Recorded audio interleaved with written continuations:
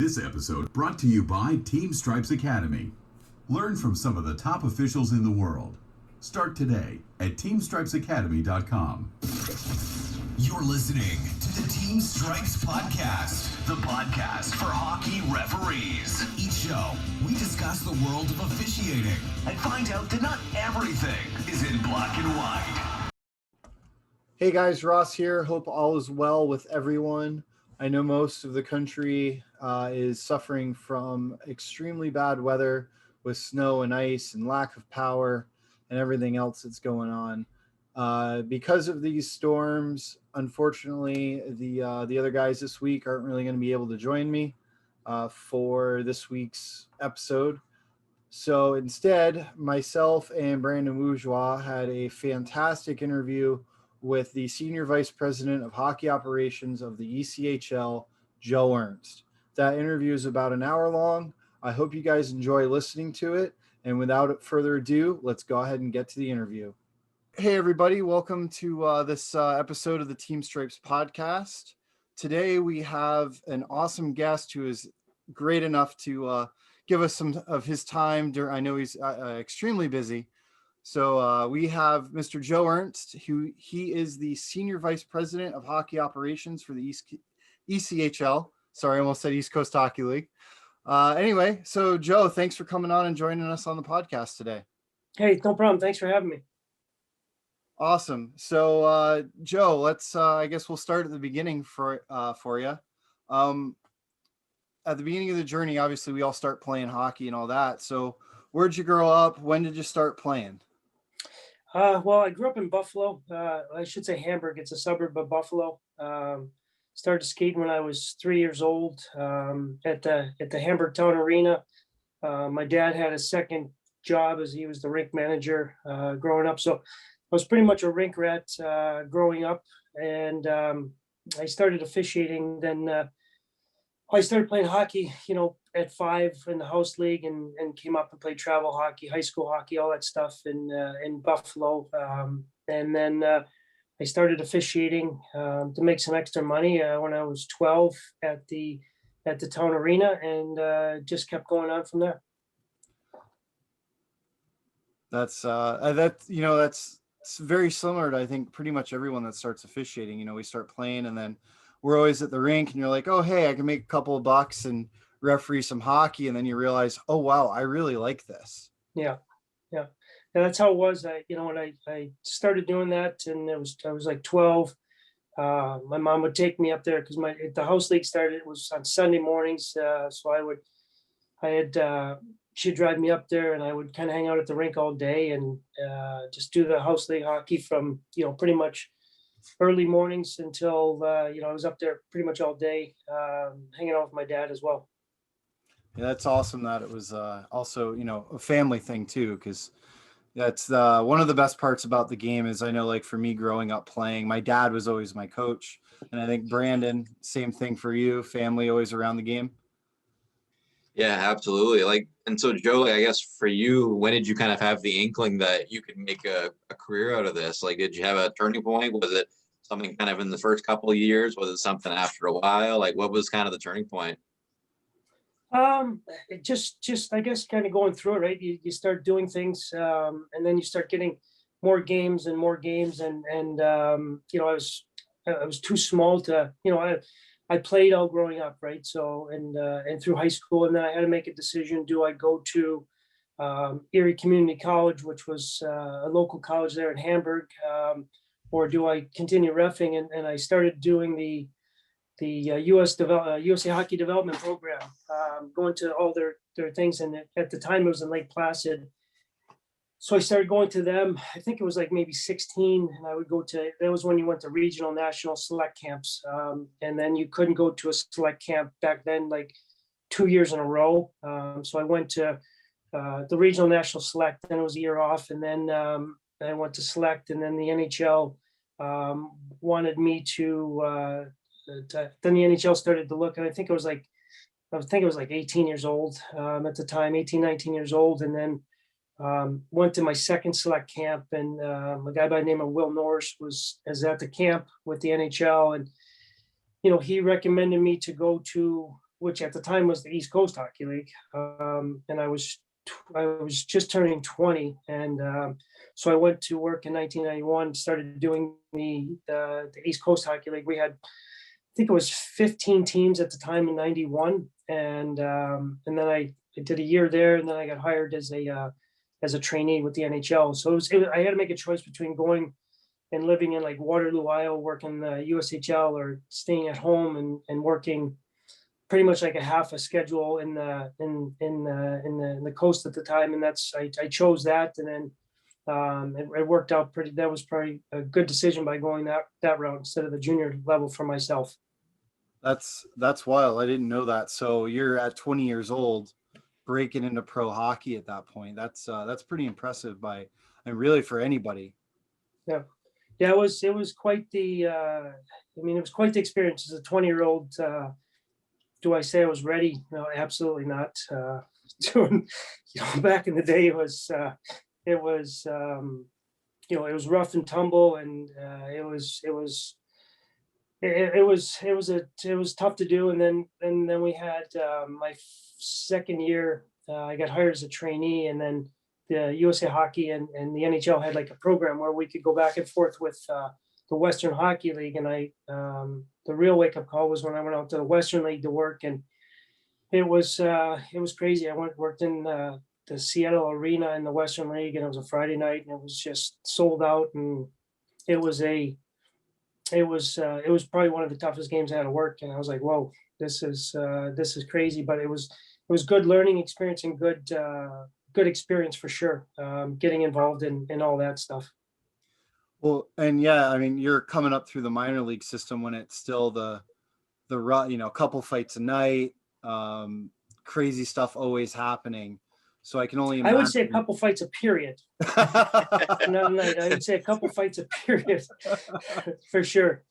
I can only imagine being, 21, 22, and you're out there refereeing, men that have been doing this for a long time. Yeah. And man, it just, how did you handle that? Like, as far as maybe getting respect from the players, from the coaches, being that young guy out there and dealing with all that. I think it was getting the experience, and also being able to, communicate with the players, and the coaches. I think you gain the respect by obviously doing your job correctly on the ice, but also being a person that can, communicate if there's tough situations. You're communicating things, and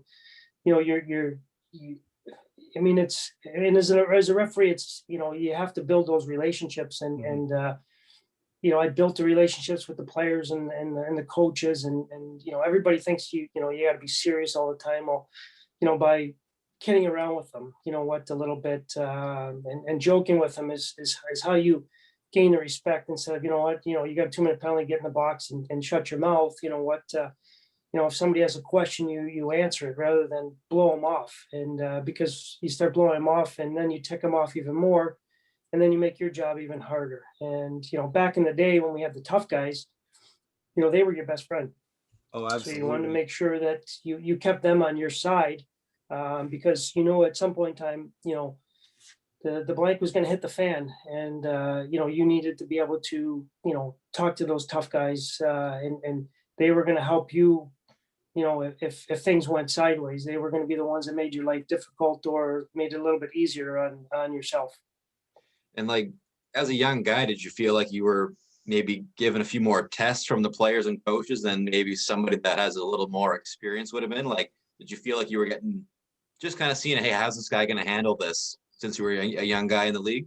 Yeah, you got tested out your first, like the first, pretty much like first year, I think I did like 40 games around there. And then the second year I moved to an apartment in Dayton, Ohio, and that was full time. And, you're there every day, right? It was first time living away from home. And so you're, sink or swim, and, you're going to get tested out and everything else. And, we had some characters, behind the bench, John Brophy, Chris McSorley, Warren Young, all those guys like that, that tested you out every night.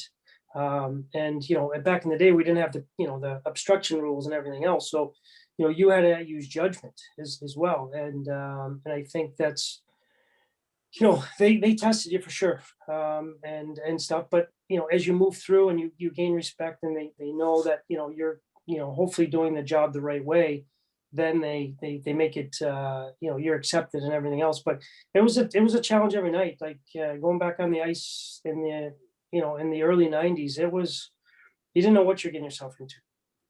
You had Columbus playing Toledo, and they hated each other. You had Toledo and Erie, old sports arena, and in Toledo, and you had the old fairgrounds in Columbus, where it was crazy, and sink or swim, and you had to figure out a way to make sure that the game didn't get off the rails in a hurry. And it could, it could get off, and it could be nothing to do with you. It just could be just the dislike of the teams, and there was only 15 teams, so they played each other even more, and stuff. And each team probably had 5 legitimate heavyweights as well back in the day. That's for sure. And it was a challenge. There's no doubt about it. Well, and that's, when you stop being a referee and more of a game manager, like you're working with the guys, like, I mean, myself as a linesman, like you said earlier, the goons are your best friends. So like you build that relationship with those guys. And like, I know in the 5 years I spent in the SP, I became really good buddies with a decent amount of those guys. And you'd get to the point where, you're lining up for a face-off, they'd come over to you, say, hey, we're going to go this show. At some point we're going. It might not be right off the face-off, but we're going to do it. So like you build those relationships, and you're navigating yourself through the hockey game as more of a manager. And like, in those days, I would say it'd be even more important, because, without having like the instigator rule and all that kind of stuff, like, one little thing happens and boom goes the whole game. You're like, oh, bench clears and this, that, and the other. And then there was a lot of circuses, that's for sure. And you got to make sure you're keeping an eye on them. Oh, definitely. Now, as you progress through the ECHL, one thing that always comes to mind when I talk to guys is back when I-10 had all those teams, Jacksonville, Tallahassee, Pensacola, Biloxi, Mobile, New Orleans had a team, Baton Rouge. Yep. What was that like? Just driving up and down I-10, working night to night, doing that circuit. It was kind of crazy in a good way, because you go up and down the I-10 and you could be on the road for, well, let's just say a week, and not work in the same building all week, because you had, like I said, Baton Rouge, New Orleans, Jackson, Lafayette, Pensacola, Tallahassee, you had Mobile at the time. So, you went up and down, and the I-10 was a pretty tough division. You would go to Louisiana, and you go on a Tuesday night, and there'd be 11,500 in the building on a Tuesday night.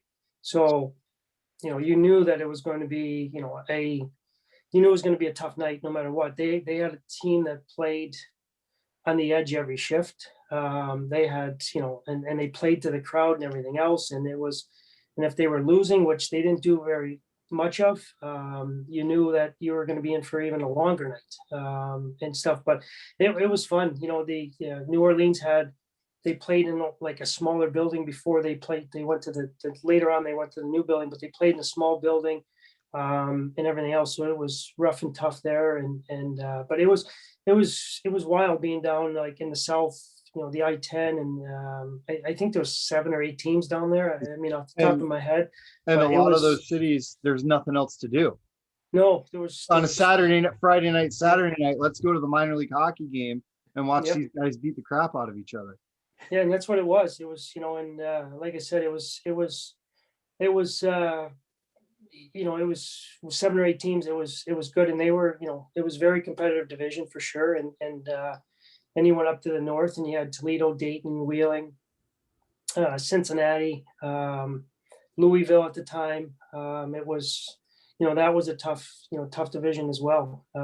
So it was a challenge every night. There was no doubt, just from how tough the hockey was. I mean, there's some skilled players for sure, but it was also tough hockey as well. Yeah. And I talk about the guys you would have worked with, like kind of going through the ranks there. Like, was it a lot of young and up and comers like yourself? Was it a mix of kind of local guys and guys that have been around forever? Like, who were sort of the officials that you were, you had the pleasure of working with, I guess, while you were doing the loop and doing that circuit? It was a mixture of, young and old. And then we started, later on, we started to become a development league, and everything else. But there was a lot of local guys like I used to work a lot of games with in the early days with like Dan Bronneman, Tim Morgret, who were in the Pittsburgh area with, Johnstown and Wheeling and stuff like that. I got to work with Timmy Nowak, Brad Phillips, and things like that. Those kinds of guys, Paul Carnathan, I worked with him because he was obviously a linesman. Back in the day, we worked a lot of games together. And Brad and I worked a ton of games together. But it was a mixture and everything else. Kind of different than what now is that we're trying to develop guys. Not that we weren't developing guys then, but it was a mixture of locals and some full-time guys. When I first apartments we had were in 1992. We had an apartment in Dayton, and I lived with Jared Ruddy, and then we had an apartment in Nashville. And unbeknownst to me, I had my choice between Dayton, Ohio, and Nashville. And where the heck did I live? Dayton. Just young and dumb, I guess, right? Like, why wouldn't you go live in Nashville, Tennessee? But Nashville wasn't Nashville then, but not the smartest decision, I guess, but it was close to home, and that's why I moved to Dayton for the apartments. And then speaking of the apartments, I've heard some pretty wild stories about that Pensacola apartment that eventually came about, or was it Biloxi? We did have an apartment in Pensacola. It was down in the water. So it was, I never lived in that one. I went down there a couple times for games and stuff, but it was literally right on the beach. It was, if you're familiar with Pensacola, you take the bridge over, and it was on the other side of the bridge. And it was a big, I think Brian Graham and Justin St. Pierre lived there. And then I'm not sure who else lived there, but there was a few different guys that had lived in that apartment. Not a bad place to spend your winter, that's for sure. Oh, not at all. I specifically remember when I was doing full time in the SP for Leaky, and I'd be sending guys texts or snapshots sitting on the beach in Pensacola, or working a game in Biloxi where their stadium's or their arena's right on the beach. And the players be on the ice for warm-ups, and the three of us would be sitting on the beach kicking the soccer ball around. And we set our watch for the timer for warm-up. So it's definitely a little different down south than it is up north. No, for sure. So, and then obviously as the kind of you're working the ECHL, from there, like American League or anything else, like what other opportunities above or parallel to the ECHL? Well, I got hired as a trainee, and I do believe it was 93 season, which was pretty cool. I got to go, as a trainee back then. You were part of what they had the IHL and the American League, and the IHL was really, IHL was a really good league competing against the American League at the time. So we only had one referee system at that time. So there wasn't much movement. So I did a lot of games in the IHL, which was a very tough league as well. And I did some games in the American League then, coming up through. I always worked games in the ECHL, no matter, every year, even if I was a trainee or not.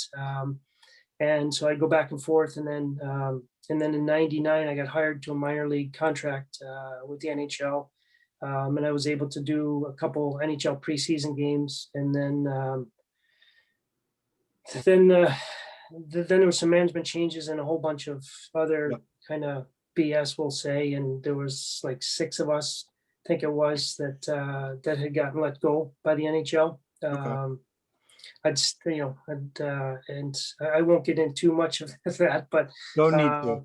But anyways, it was a crazy time. And then I went back and I worked, came back and worked in the ECHL after that had happened, and I spent 6 more years in the ECHL on the ice. But then I worked some games as well in the American. So I've worked in the American League and the old IHL as well, and That's awesome. did some games in the Western League and did some games in as a trainee. We were able to. They would send you to do some junior games. So I did some OHL and some Western League and Oh, that's awesome. and some Quebec League games and stuff like that. So it was. I mean, I got a taste of all three junior leagues, and then Yeah. also, you know, the old IHL, and then obviously the American League back in the day as well. I remember growing up here, obviously we have the Lightning in Tampa, and then watching the Solar Bears back when Yep. they were in the IHL, and they were the last team to win the IHL championship. I think it was 99 was the last year of the IHL.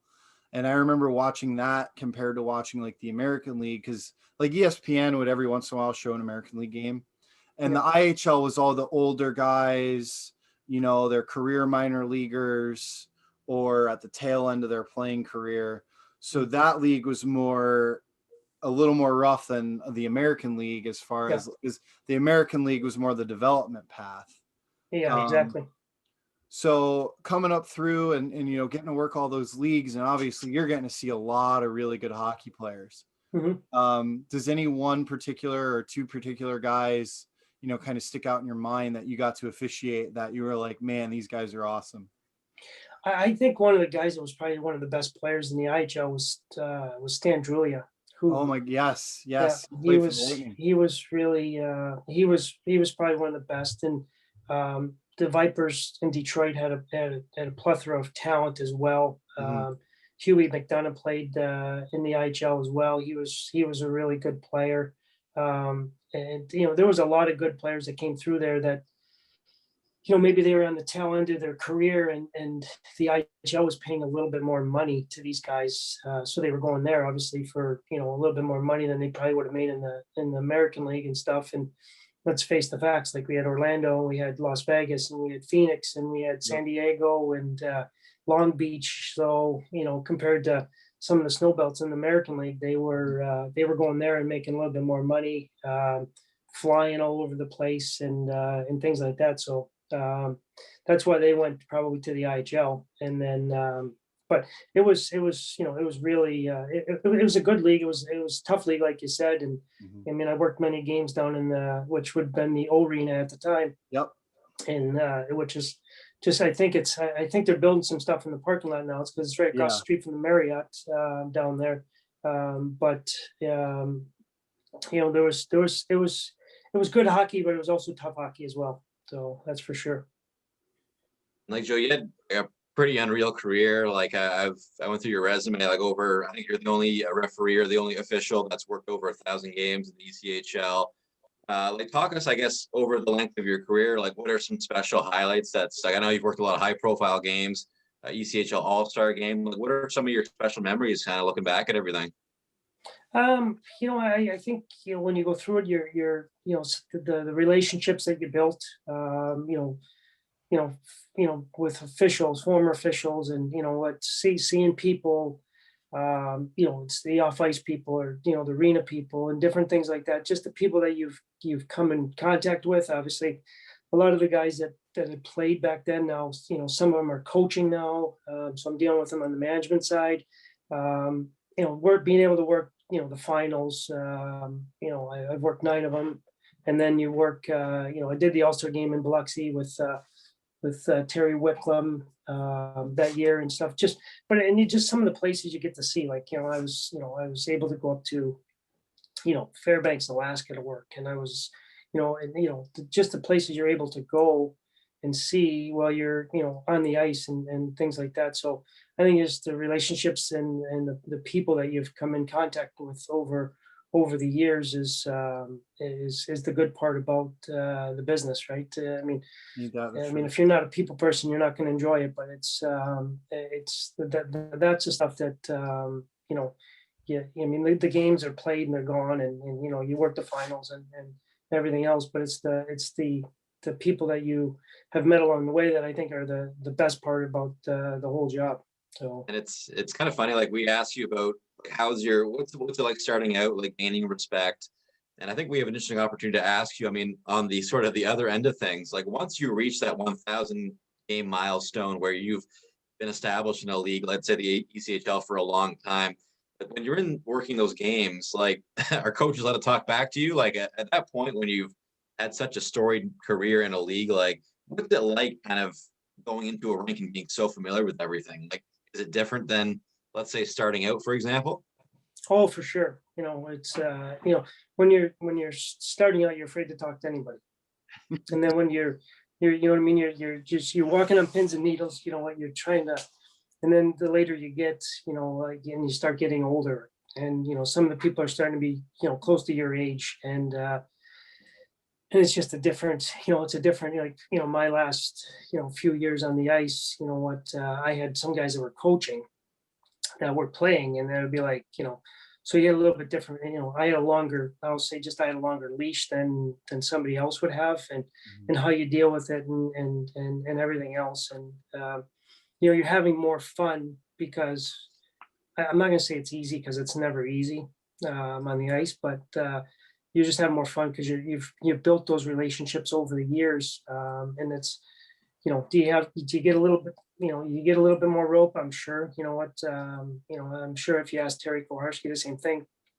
with his career in the American League, he's got a little bit longer leash and how he deals with coaches and players than a guy that's working his first year. But what it's all about, building that relationship, and building. It's all about building it up, right? And then in this way, you get the acceptance and stuff. But just because you put your shirt on and you go on the ice doesn't mean you're going to be accepted. You have to do your job, and you have to know how to communicate. You have to know the rules, and everything else, and you got to pay your dues. And the way you get acceptance in officiating is by doing a good job. If you're not doing your job, then you're not going to be accepted, because but also, like, back in the day, in all honesty, like, you knew the players, you knew the coaches, and I'd be in the hallway stretching, and I'd be shooting the beans with the coach, and stuff like that. And I don't think right now we have that. And I would say that maybe I don't know if it's in all minor league guys, but like, we're almost afraid to, like, oh, we're going to get in trouble because we're talking to the coach or something like that, or the coach and say, oh, you're talking to him, and now it's that's why they got the couple calls and everything else. It's like, no, like, you're building relationships and everything else. And that's how it goes. If you're building those relationships and everything else, it actually makes your job a little bit easier.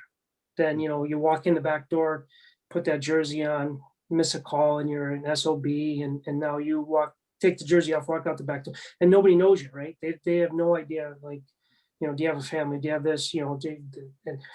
So I think it's a little bit tougher now, because we don't have any type of interaction with the players and the coaches. Like, I do, because of my job, obviously, but, like, I don't think these guys have any idea, like, some of the stuff that they probably should know. And I don't think the coaches have any idea on the officials as well. So, I think it's a two-way street, but at the same time, I think it's more of a business now, than it was back in the day. I guess that might be the easiest way to put it. I know. Oh, sorry. I was going to say, like, that's a really good segue, because obviously in your role now as senior VP of hockey operations, if I got that title correctly, like, now that you've kind of got your foot in both camps, so to speak, like, are you able to sort of facilitate that relationship a little bit between the officials and the teams that you deal with, I guess, or is it still really tough to build that up at all? Listen, Stephen Stephen Thompson does the officiating department now. So I don't have the day-to-day. When I first started, I went from assistant director officiating, learning the ropes, to director officiating, which was all fell on my foot, to VP, which I handled everything, suspensions, all the hockey stuff, and officiating department.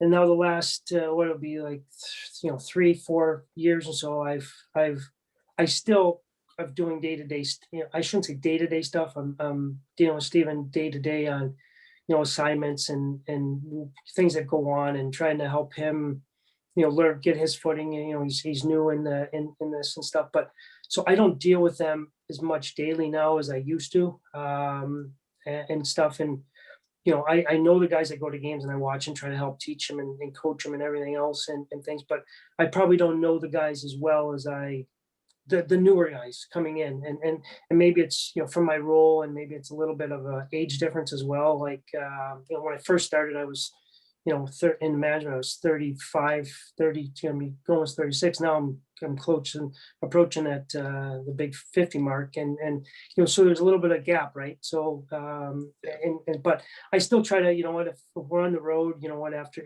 this year's different, you can't go anywhere but your hotel and stuff. You still try to, after a game, if you're staying in the city and they're staying in the city, just kind of get with them and, shoot the shit. And I guess I shouldn't swear, but but you're trying to, maybe have a beer with them after the game and just kind of figure out what's going on and helping them out and different things like that. That's just part of, it's part of trying to make them feel part of the league and that we're trying to help them out and everything else. That's a big, there's some guys that have been around that, I think there's only a few guys left that I worked with. Wicklam's one of them. And he might be the only one off the top of my head that's still around. That was when I was on the ice, but you just try to build a relationship, get to know them, what's going on, is there any problems? Can we do something? How can we help and things like that. So, it's a little bit different in my role right now. Just because I'm busy with a bunch of other stuff, and especially this year, it's a little bit crazy. Oh yeah, that's for sure. And you're talking about the new guys coming in and all that.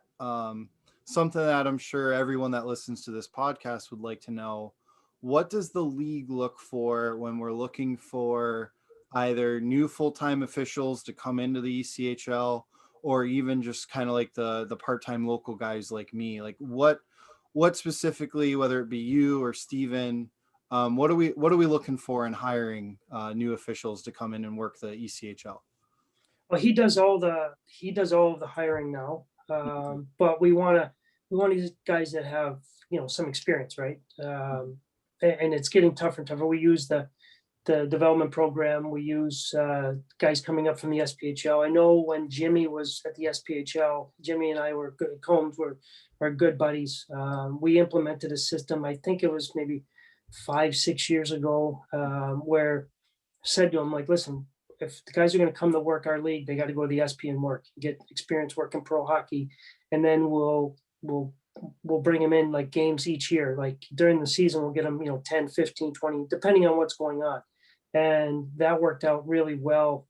Keep putting all that together from that, and it gets them development because they're working the SPHL, and then which is pro hockey.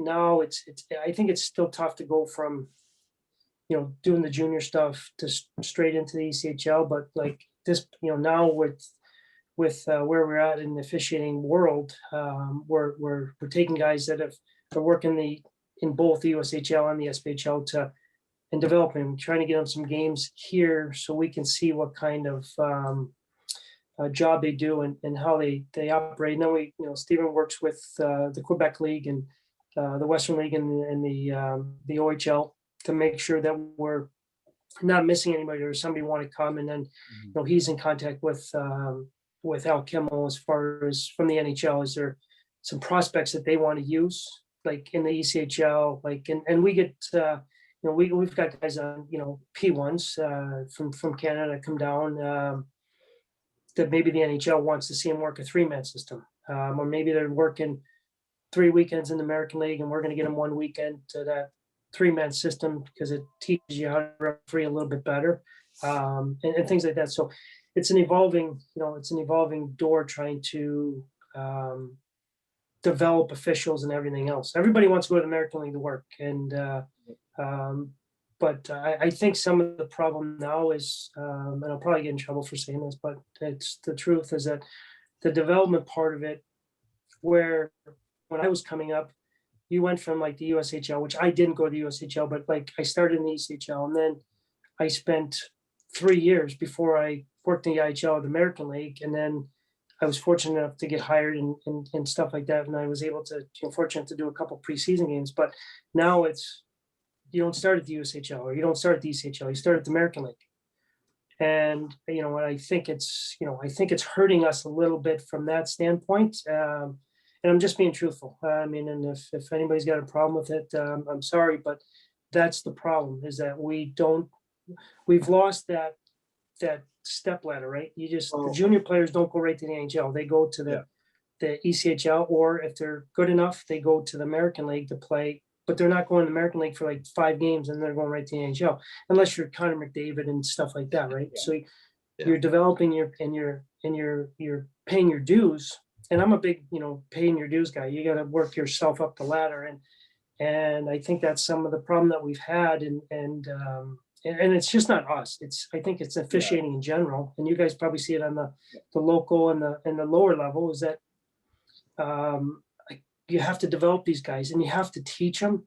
Mm-hmm. And, I can sit up there from my side of it. I've been doing for 30 years and say it's an easy game, but you know what, when you guys go on the ice, you might not think it's an easy game. So you can't say it's an easy game. You got to work with them, teach them, some of the stuff that we think might be easy, or positioning wise, we're like, what the heck you doing? Right. Like sometimes they haven't seen that or heard that. And you gotta work with them and build them up. And is there going to be growing pains? Yeah. Like there's going to be growing pains. Is there going to be like, you sit there and you go like, what in the world are we calling that penalty for? You have to teach them and make them understand like why and everything else. Everything isn't just black and white. Like, you still have to have a little bit of a feel for the game and what's going on. So, but I guess that's a long ramble, but I just think the development ladder, we're lacking that right now. And I would say, like, with my group coming through, right around the, the 36 to 33 year olds right now, when we were coming up through the ODP and everything, there was still that, okay, go do this, start NA, USHL, SP, Coast, American League, work your way up. And they wanted guys that have been reffing and developed the craft for years. Yeah. Whereas now, obviously, we still have the guys that are like that started reffing when they were 14, 15 and worked their way through the ranks. Mm-hmm. But now we're also, as those guys, we're competing with guys that, last season they played in the American League or the Coast, and then they would go to the Combine, and now we're competing against them for, the same jobs. Yeah. And I think that, listen, I go to the Combine. I think the Combine's a great thing. I think it's a great thing. We need more officials and stuff. I just think that, just from my end of it, and people can be mad. I just think we need to teach and work people, and they need to pay their dues as far as getting to that level, and everything else. Like, it's just not, and it's not because I sit in this chair I'm sitting. It's because it's hurting the official at the end of the day. It's not like, listen, you're not hurting my feelings, but it's hurting the official from the development standpoint of learn the ground floor parts of stuff and then move up and everything else. There's going to be guys that there's going to be guys that just straight up get it. Yeah, there's guys that are naturals at it and different things, but I think there's a ladder too that helps, because on top of that, you're going to see things. You're going to see things in the SPHL that you don't see in the ECHL. You're going to see things in the ECHL that you're not going to see in the American League. And when that stuff happens, it's no different than now. Like, you get 2 fights going on at one time, and some of these kids are like, they've never seen before, and it's like, holy cow, what is going on here? And it's like, take a deep breath, relax. You have multiple fights. It's back when I started, like I said, I wasn't kidding. Like, you'd have 2 fights a game, or 2 fights a period. And you're like, okay, it's not. But now everybody gets all excited and stuff. But it's because they haven't experienced that or haven't seen it, and now they don't know how to react to it. But I think experience and paying your dues and moving up the ladder and conquering each you used to have to conquer each level, and before you got to the next level. And now it's don't worry about conquering here, we're going to put you here. Is that helping? I don't know. I don't have the answer, if it's helping or if it's not helping. And you can't teach the experience. Like, you just can't.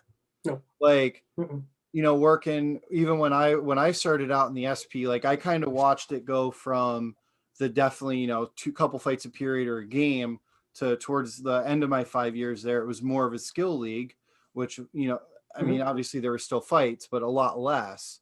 And it's funny because like you'd have multiple fights at the same time. And you're like, well, welcome to a Tuesday night in Biloxi or Memphis. Like this is just normal. Like this is what we're used to.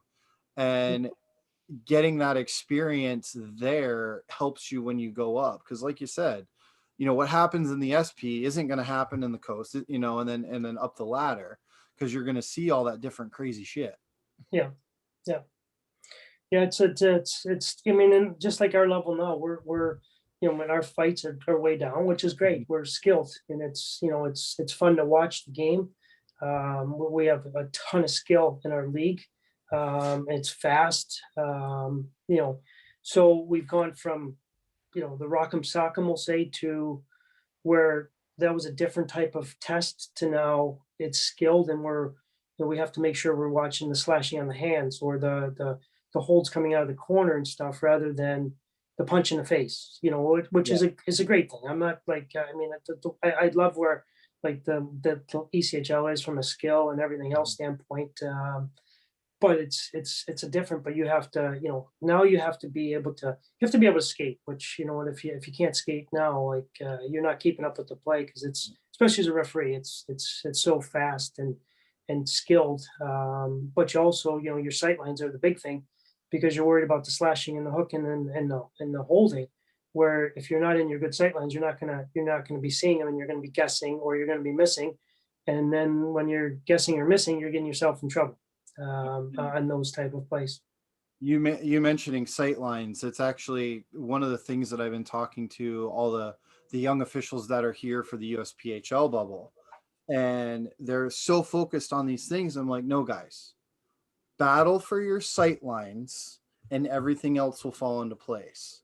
Yeah. Because if you're battling for your sight lines, I mean, yeah, if you're a little bit further behind the play or whatever, but if you're battling for your sight lines and you see everything in front of you, you're going to call the penalty. You're going to see it. Yeah. Whereas, if you're strictly sticking to the puck's there, I have to be in this spot.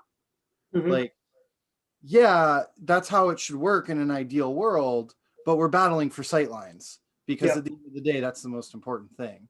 Yeah, they're crucial, as far as, as far as being able to see stuff, being able to, getting to the net, like the guys need to turn off not watch the NHL guys. They have replays, and they have unbelievable camera angles and different, around the net and everything else, where, we have one overhead camera, and hopefully it's going to show it, but and an iPad that might work. Yeah, you need to get the net. You need to work the net. That's where as a referee, that's where your money's made, is getting to net, getting the sight lines, and you're not working up the wall, but working down the wall, and getting yourself so you can see the play, everything in front of you when you're in the end. So sight lines are huge, not just as referee, as a linesman as well, right? Like if you're late getting your blue line, you're not going to be able to get a great look at it. Sometimes you need to be inside the line, sometimes you need to be outside the line. So I mean, we tell them pretty much, get to where you can see the play, and it's no different than on breaks, fast breaks with our one referee system. Constantly we're telling the guys, get off the wall and get out towards the middle of the ice, because this way you can see if the guy's hooking or slashing or anything on the player going to the net, maybe on a possible breakaway.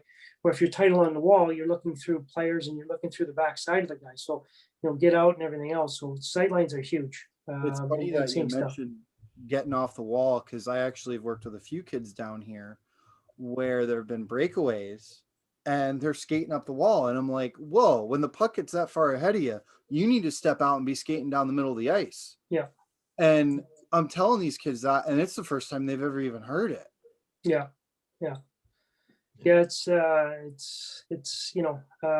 we've told them, like, just recently, we've had discussions of, instead of starting at the top with your penalty, game misconduct or major penalty, start at the bottom and, work your way up, and, use your judgment here. Like, was that a 2-minute penalty? Okay, well then you just answer your question. Is it 2? And you're like, okay, is it in the referee terms, you're at a 3-minute penalty, or are you at the 5-minute penalty? And if you're at the 5, is there injury where you got to go to the game, or do you not have an option in this rule that it's an automatic game? That's part of it as well, to work it up, and also just reading the play. It's reading what's going on, like on certain plays. If a guy's got a break and he's open, in open ice, he's probably not diving if he's got a break. Just kind of use your thought process that if he's breaking free, he's probably not diving. He's probably got hooked or he got tripped. So use your judgment in that situation. So. And Joe, we really appreciate your time, and I'd be remiss if I didn't at least get one kind of question about sort of your role now as a senior league executive, and I guess how your role on the ice as an official has kind of served you in that role that you're doing now. Like, are you leaning on your officiating knowledge a lot or experience, or is it kind of a mix of a bunch of different things? Like, I don't know if you just maybe kind of touch on that a little bit. Obviously on the ice, it helps from my, from what I do now. It's helpful. I can, when a play happens, I can say, okay, it should have been a major penalty, should have been a minor penalty. It's more hockey now, from my end of it. I let Steven handle the officiating. But don't get me wrong, I'm involved in that, involved with it, with him. But at the end of the day, he's doing the day-to-day stuff. But I'm also in charge of, the off-ice crews, game operations, discipline. Now I'm in charge of all the protocols, which is a challenge, with this year. So it's a little bit of everything. I tell everybody the one thing I don't do is I'm not part of the game schedule. But anything that has to do with hockey, I'm involved in, which is good. It's been a challenging almost, but we're getting close to that March 11th date where kind of everything went sideways. But it's been a crazy year. We'll say that. I know our Ryan Creelan, our commissioner, has done a great job of getting our teams back on the ice, and our ownerships of the 14 teams that are playing have kind of put their necks out on the line to make sure they're not doing it because they're making a ton of money. I can tell you that much right now. They're doing it so that we have hockey in these cities and stuff like that, and so it's been crazy. And then obviously we got 12 that didn't play, which for numerous reasons, which, financial and other things like that, that didn't play. And, it's everybody wanted to play. Some teams couldn't play. Some teams it was impossible to play, and everything else. So, but from my role, it's a little bit of everything. My main role is obviously this year protocols and the discipline aspect of the game and everything else. But I'm slowly but surely, not involved in as much on the officiating side. I want Steven to learn, and he still throws things off me every day, and I'll give him, and he's probably sick of me talking to him about stuff, but I'm doing it so he can. And I had, if you're familiar, I had Brian Lewis. If Yep. So he was my boss at the NHL.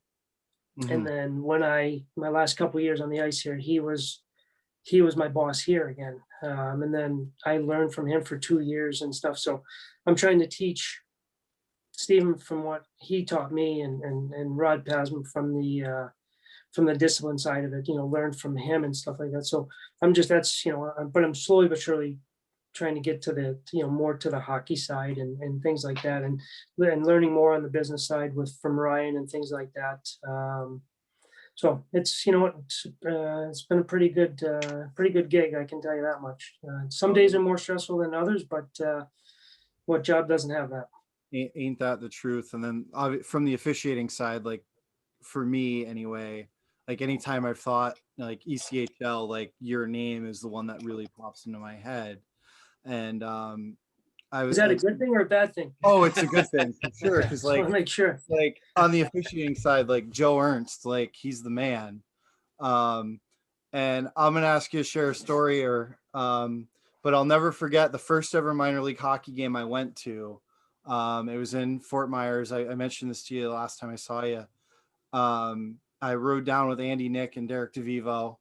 Yep. The Everblades were playing Gwinnett. I think it was towards the end of the season, playoff push. Was that off the crossbar? Yep, you and Derek are down low. Andy's up high. I'm standing in the Zamboni door corner, looking right at the goal line, basically over your shoulder.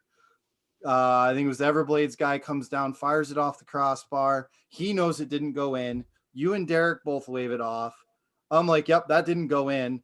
And the goal judge then turns the light on. And then it went from there. Yeah, what you didn't see was behind the scenes. So the hallway was Oh, I saw that part. yeah, the hallway was kind of not impassable, and everything else. Too bad we didn't have replay, but yeah, that was one of the nights. I mean, I'll give you a quick story here. I don't know if you got a run or not, but Nope, not at all. I was that was one of the nights. You know, there's been a few crazy nights in the league, but one of the craziest nights was, I can't remember. I think it was night. Might have been 2004. It's on YouTube. It's Greensboro, Hampton Roads, and the NHL officials were on strike, and as trainees, we kind of lost our jobs as well for a little bit while the strike was going on. So, Mr. Kelly, he brought me back down, and I was working like, I think it was in January, to be honest with you, and it was in Norfolk, and I checked in the hotel, everything else, took a little bit of a nap, jumped in the shower, and the fire alarm was going off. So I'm like, oh Christ. So now we got to leave. You know, I mean, I was getting ready to go for the game. We're just, as officials, when that happens, everybody else leaves, but we stay in the room for some reason. I have no idea why, but we do. And so I go to the game, and the time that they had played, now it was Brubaker coaching Greensboro, and Brof was coaching Hampton at the time. They weren't called Norfolk, they're called Hampton Roads Admirals.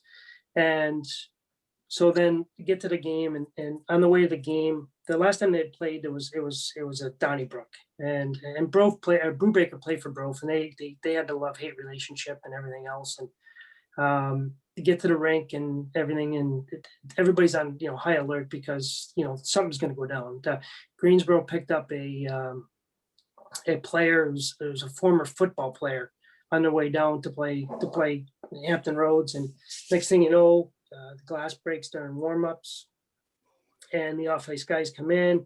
They're like, "Hey, the glass is broke." The players were chirping and everything else during warmups. Like, we're lucky we didn't have a brawl during warmups. And then, so I'm like, all right. So then I had Bro from Brubaker in the room before the game because I get the lineup cards, and and then we go on the ice to start the game, and they're still fixing the glass.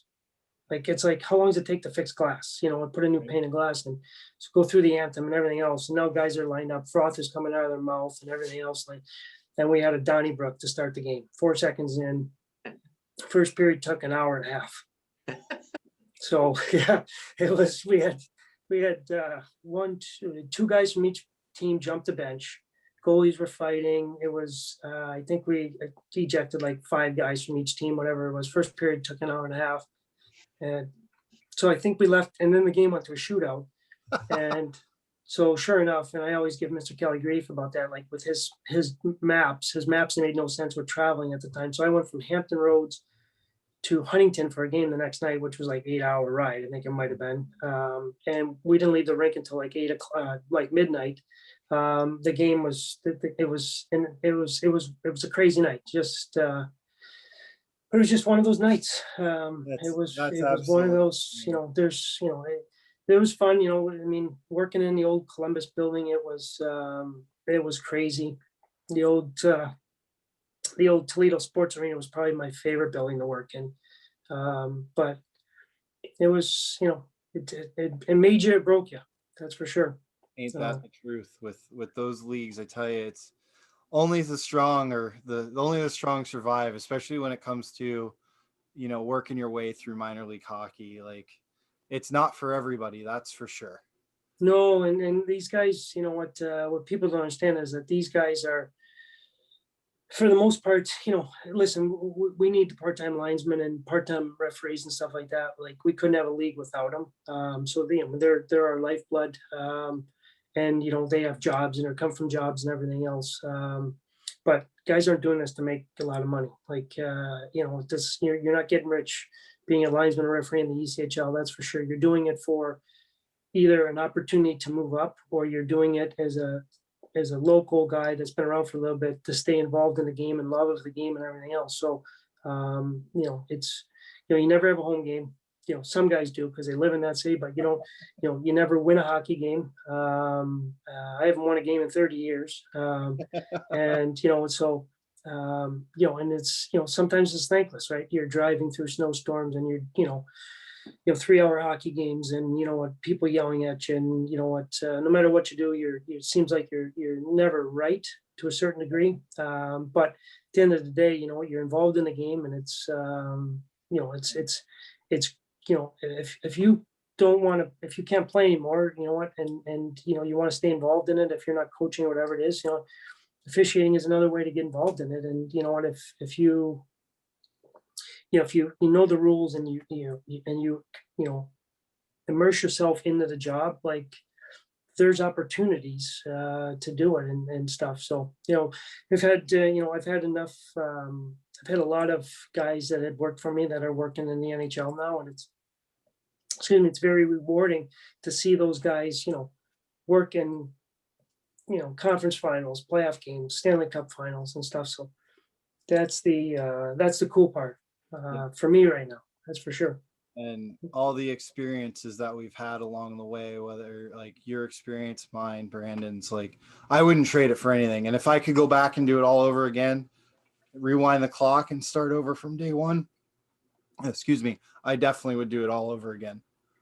Yeah, no, I'm gonna be honest. I would do it, do the same thing. It's been crazy. If somebody said I would have been, 30 years involved in the East Coast ECHL, I've been like, there's no chance. But it's been a pretty good ride. I'm not gonna lie.